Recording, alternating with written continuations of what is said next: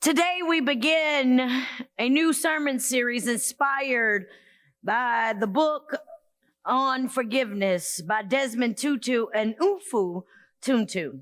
Over the next few weeks, we will walk with what they call is a fourfold path towards healing that pertains to forgiveness, not just for ourselves, but the kind of forgiveness that is for our world. Hoy día comenzamos una nueva serie de sermones que están inspirados en el libro de El Perdón, escrito por Desmond Tutu y por Mfu Tuntu, en el cual nos mostrará durante las siguientes 4 semanas cómo podemos caminar hacia el camino de la sanación, no solamente para nosotros, sino también para el mundo. However, the book doesn't begin with theory. It begins with personal stories. One story tells of a wife and her children who had lost a husband, a father, through horrific acts of violence. Their world was shattered in a moment, and yet in the midst of unimaginable grief, the daughter did something unexpected. She went searching not for revenge. She went searching not for justice as we often define it, but she went searching for the one who had taken her father's life because she wanted to forgive them. Este libro no comienza directamente con escrituras, sino más bien con historias. Y la primera historia es de una esposa y sus hijos, quienes pierden a su esposo, al padre de aquellos niños, a través de un horrible acto de violencia. El mundo tiembla en este momento y en medio de todo lo inimaginable del dolor de la hija, ella hace algo que nadie espera. Ella va y busca no por revancha, no por justicia, no como nosotros podríamos pensar que ella va a actuar, sino más bien buscando a la persona que le quitó la vida a su padre, buscándola para perdonarla. Another story takes us to the country of South Africa during the time of apartheid, a time when institutionalist racism and oppression were not just practiced, but it was written into law. A nation that was divided over racism and oppression, a nation where people were wounded, a nation where blood was in the streets, protest in the air, generations of people who were crying out for freedom. And yet there in the midst of pain, people were searching not only just for justice, they were searching for ways to forgive. La otra historia nos lleva a Sudáfrica durante el tiempo cuando el racismo y la opresión eran prácticamente el pan diario, cuando estaba inclusive escrito en la ley y dividía a la nación entre las personas que estaban heridas, que estaban sangrando en las calles, en medio de las protestas de las generaciones que lloraban por libertad. E inclusive ahí, en mitad del dolor, las personas buscaban no solo por justicia, pero también por manera de poder perdonar. And then there's the story of a young boy who grew up watching his father abuse his mother. Night after night, he saw fear in her eyes. He heard the words. He felt the tension. He carried the trauma, the kind of pain that just doesn't just appear. It lingers. It settles deep into the soul. It's the kind of things that happen that ask the question, why forgive? Y aquí viene la otra historia donde un muchacho joven crece precisamente mirando cómo el padre abusa a su madre. Noche tras noche él ve el miedo en su rostro de su madre, en los ojos de ella, escucha las palabras, siente la tensión, lleva el trauma y el dolor. Esa clase de dolor que no puede desaparecer, que nos acompaña para siempre, que se mete dentro de nuestra alma. Y entonces, con todas estas historias, la pregunta que se sigue buscando es, ¿por qué perdonar? And I've been wrestling, truth be told, all weekend and all week as we heard of the life of Dr. Serena Fairfax here in this area cut down shortly. Her children who will live with the trauma of the loss of their mother and father. How do you forgive when one has been assaulted? How do we forgive, and why do we forgive, and how can we make the process of forgiving happen when we hear of stories of intimate partner violence against women where patriarchy and misogyny is lifted up above that justifies the one who was the abuser and villainizes the one who was abused? Y precisamente pensando en todas estas circunstancias, digo, cómo todavía hay historias de mujeres que son maltratadas, que inclusive la sociedad no las reconoce como las víctimas, sino más bien la sociedad levanta al que es abusivo. And all of these stories leave us with the haunting question, why forgive? Because if we're honest, many of us know these emotions all well, the notion and the idea and the measure of pain. We know the emotion and the feeling of hurt. We know the emotion and the feeling of trauma. We know the emotion and the feeling of anger. We know what happens when people have disappointed us. And even science confirms what scripture has long looked at, is that unforgiveness, even in our physical body, carries a weight. Doctors tell us that chronic anger affects the body, raises blood pressure, weakens the immune system, and contributes to diseases of the heart and mind. Unforgiveness doesn't just live in the spirit, but it lives in our body. So again, I ask the question, why should we forgive? Y precisamente la pregunta es ¿por qué debemos perdonar? Si sentimos el dolor, si sentimos el trauma en nuestra vida, si sentimos el odio, la desilusión de todos estos eventos, ¿cómo podemos encontrar el perdón? Ya la ciencia nos confirma, tal como las escrituras, que el perdonar implica sanación. Porque cuando llevamos en nuestra espalda el dolor, el trauma, el odio, hace que todo esto afecte no solamente nuestra mente, sino también nuestro cuerpo. Levanta nuestra presión arterial, hace que nuestro cuerpo el sistema inmune de nuestro cuerpo sea débil. Y todo esto contribuye a enfermedades que también afectan nuestro corazón. Entonces, la pregunta una vez más es, ¿por qué perdonar?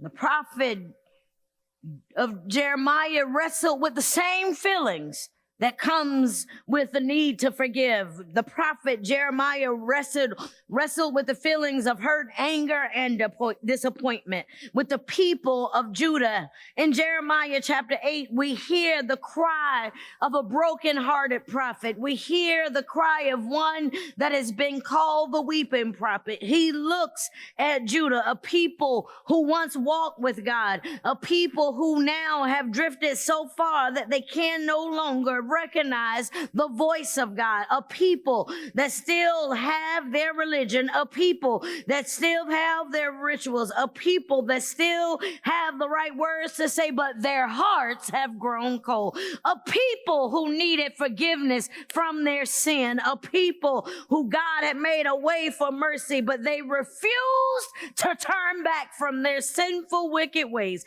They were committed to their own path, even when that path led destruction. Do we know any leaders in today's time who find themselves like the people of Judah, ones who drifted far apart from the fact that they no longer recognize God's voice, ones that still have religion, one that still have rituals, one that sounds like they're saying the right words, but their hearts have grown cold?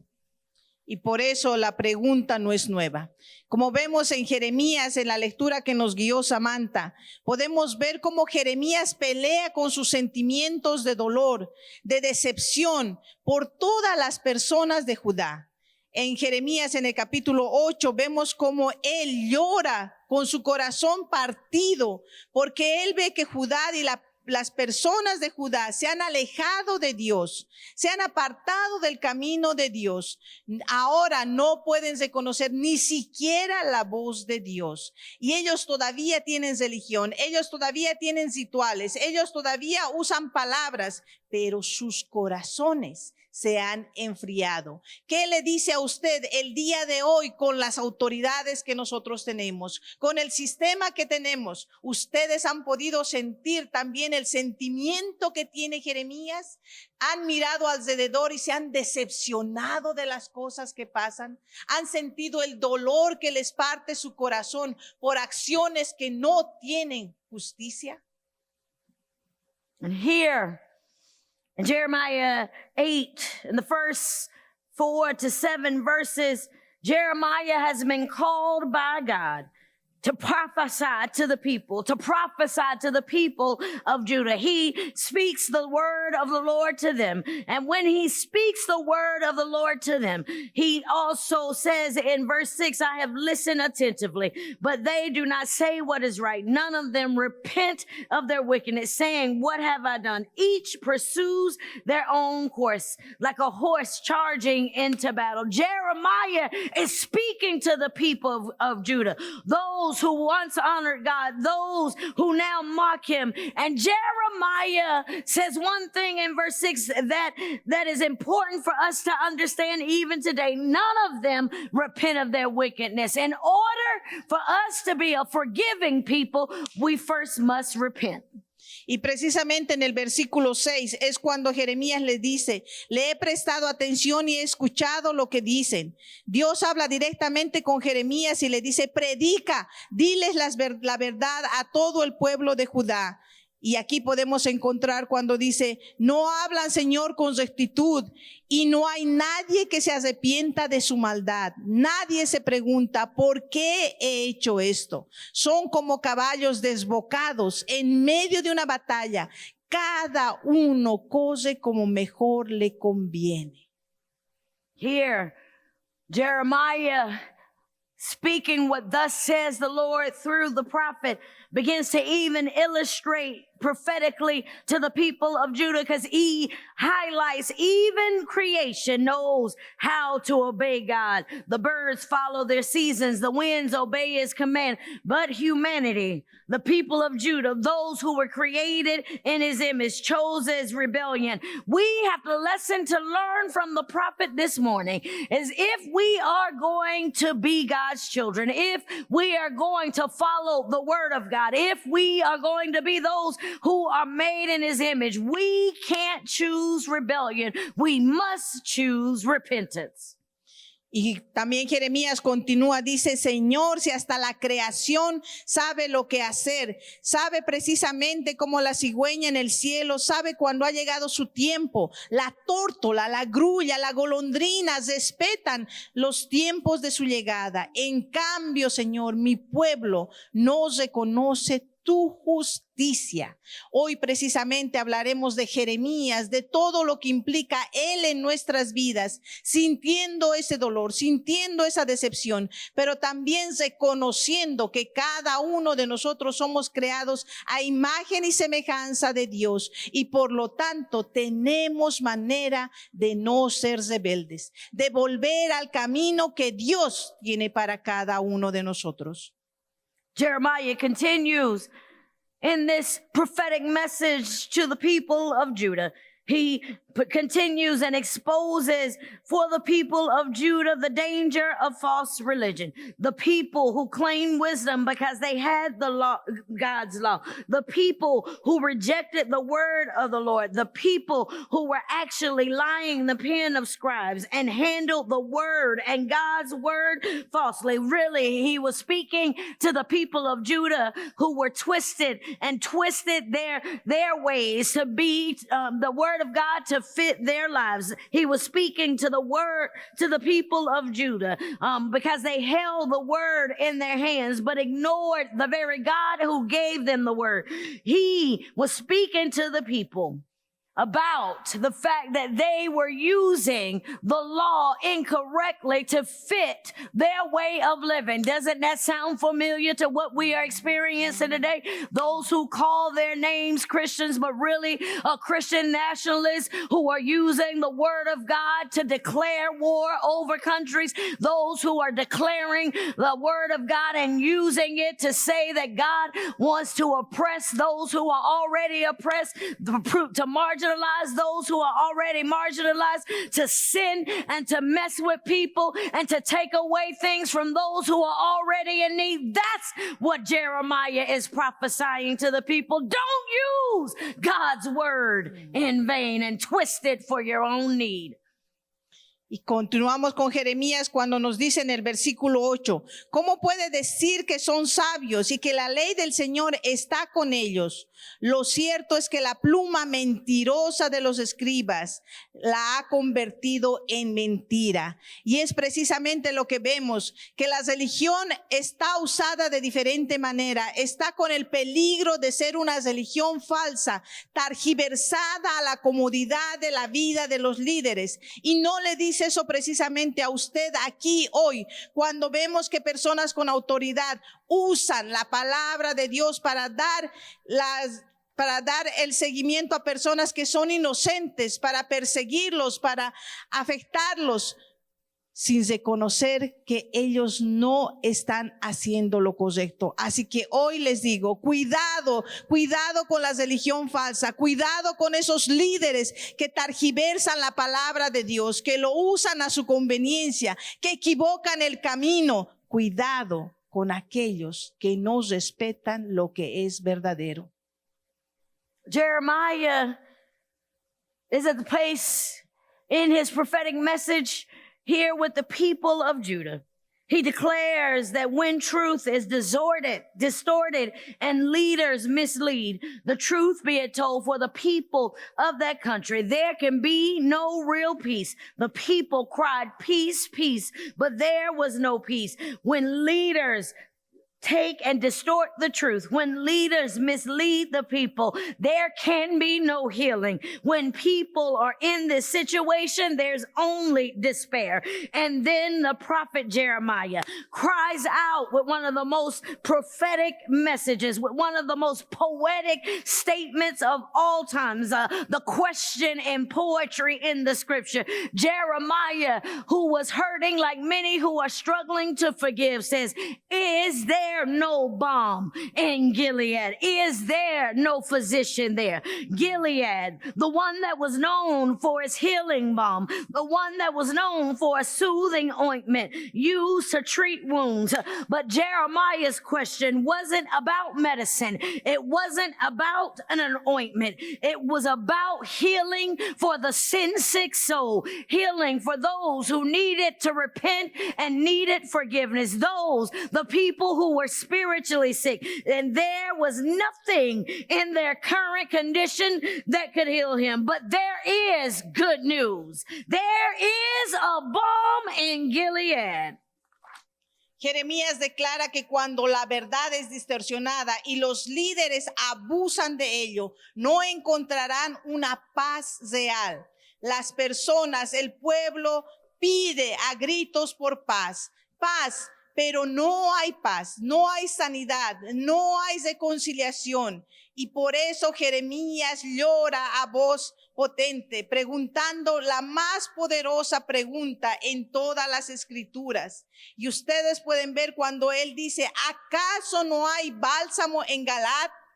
¿No hay médico allí? Galaad era conocido porque tenía un bálsamo curativo, un ungüento que era usado para las heridas. Pero Jeremías pregunta no solamente por la medicina, pregunta por la sanación del alma, del pueblo que está espiritualmente enfermo y que nada puede aliviar su condición, a no ser que ellos estén de acuerdo con sanarse. Pero aquí vienen las buenas noticias. Aquí viene la bomba en la escritura. Aquí vienen las palabras que se repiten hoy también. Hay bálsamo y ungüento. Jeremiah says in the last two verses, since my people are crushed, I am crushed. I mourn and horror grips me. Is there no balm in Gilead? Is there no physician there? Why then is there no healing for the wound of my people? But there is an answer. There's an answer for all of the places that we have been hurt. There is an answer for all of the pain we have felt. There is an answer for all of the disappointment. There is an answer to help us get to the place of how and why we should forgive. Why? Because Jeremiah, in his question, there is a great physician. There is healing for the wounded soul, and healing requires something from us. It requires that we follow the great physician's orders. It requires that we follow the doctor's orders. Who is the great physician? The great physician is the one who died on the cross, who was buried in a tomb, came back with all power in his hand. We are healed by the blood of Jesus. He is the great physician. He is the one whose doctor's orders we should follow.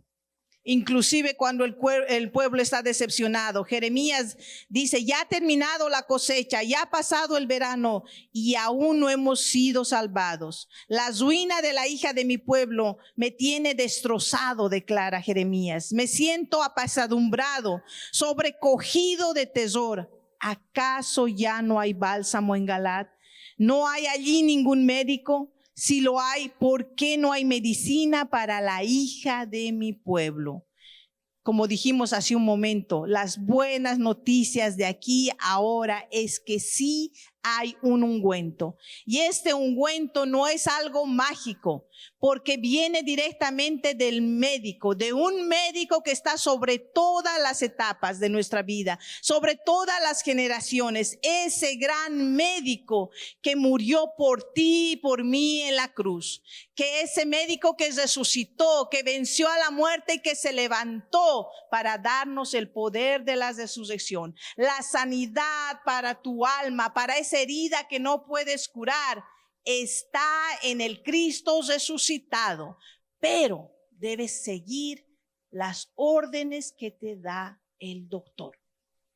When we follow the doctor's orders, we follow the instructions for our necessary healing. We follow the instructions of what it means to take the right medicine. And the good news is when we are in need of being able to forgive, whether it's forgiving someone else or forgiving ourselves, the Apostle Paul tells us in Colossians chapter 3, 12 through 14, Paul tells us what it looks like to forgive. Paul gives us the prescription as God's chosen people. We are to clothe ourselves in compassion, kindness, humility, gentleness, and patience. And then Paul does something else. He says that he challenges us with every part of us in this text. We ought to forgive others as the Lord forgave us. That means that forgiveness is not optional. It's essential to who we are as Christians. If we have received grace from God, we are also called to give grace. It is not just spiritual, it's also physical. It not only helps us heal, it helps us be a part of healing the word. Above all, Paul says, put on love, because love binds everything together in perfect unity. Jesus says it this way: love the Lord your God with all your heart, with all your soul, with all your mind, and love your neighbor as yourself. If you are going to be able to forgive, you must also be able to love. Everything hangs on these two commandments. So when Jeremiah asks, is there no balm in Gilead? We as God's children can answer with the confidence, yes, there is a balm. The balm is the blood that is coming from Emmanuel's vein, the blood that heals us, the blood that gives us the ability to follow the doctor's orders, the blood that allows us to choose forgiveness over pain. Y precisamente podemos ver cómo el apóstol Pablo nos dirige a Colosenses, donde nos da las instrucciones de nuestro doctor, de nuestro sanador. Y dice precisamente en el versículo 12, por lo tanto, como escogidos de Dios, santos y amados, revístanse de entrañable misericordia, de benignidad, de humildad, de mansedumbre y de paciencia. Sean mutuamente tolerantes. Si alguno tiene una queja contra otro, perdónense de la misma manera que Cristo los perdonó.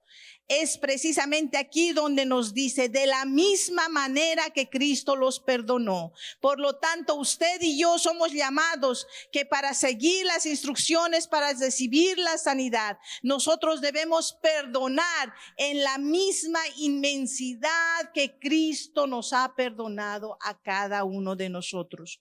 Para que así, sobre todo, en cada acción que tengamos nosotros con el prójimo, con el que está cerca, con el que está lejos, en cada cosa que nosotros hagamos, nos revistamos de amor, nos revistamos en ese amor puro y sincero, reconociendo que Cristo derramó su sangre para limpiarnos, para sanarnos, haciendo que su poder en la resurrección nos dé la fuerza y la valentía de perdonar. Y cuando usted perdone, aún el daño sea grande, usted podrá sentir ese bálsamo que lo cura, esa manera que nuevamente su vida puede ser enfocada en el Cristo Redentor.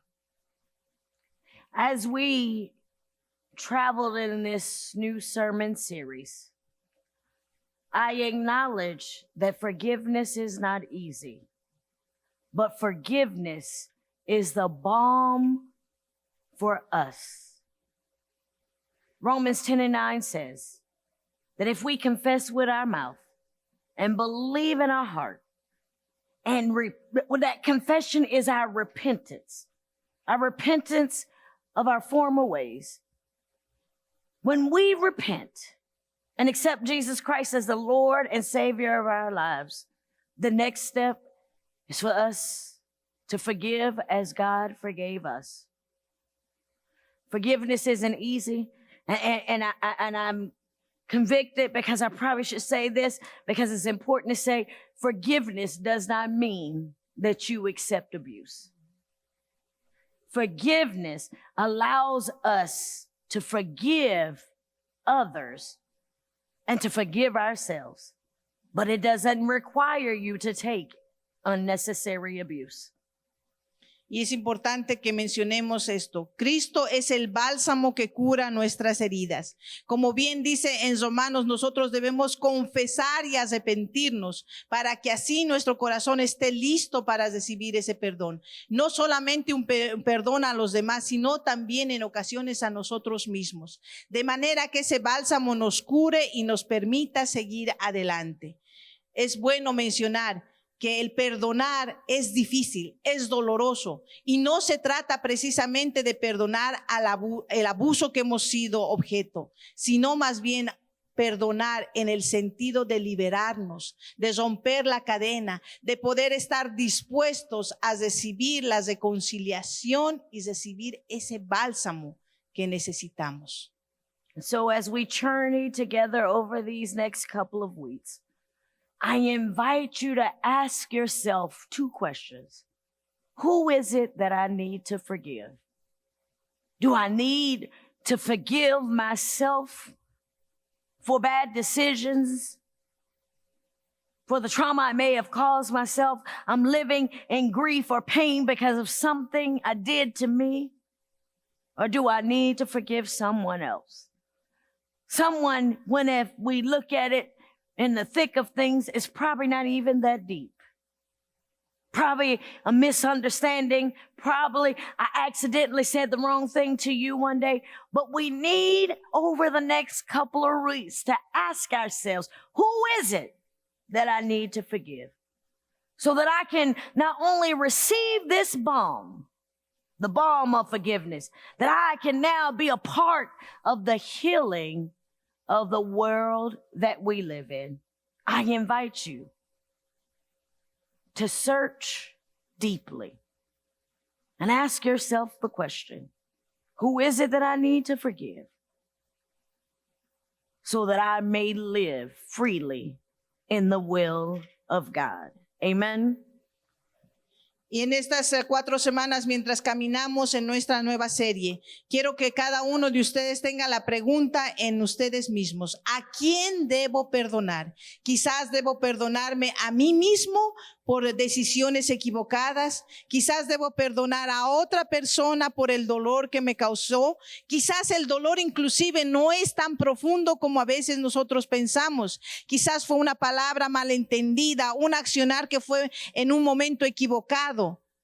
Cada una de estas cosas debemos meditarlas en nuestro corazón, de manera que el perdón sea ese ungüento que necesitamos, de manera que podamos usted y yo vivir la palabra de Cristo resucitado en cada día de nuestras vidas, pensando que cuando estamos con Él no hay más dolor, no hay más angustia, y aquello en lo que tenemos que trabajar será trabajado por su Espíritu Santo en nuestras vidas. Amén.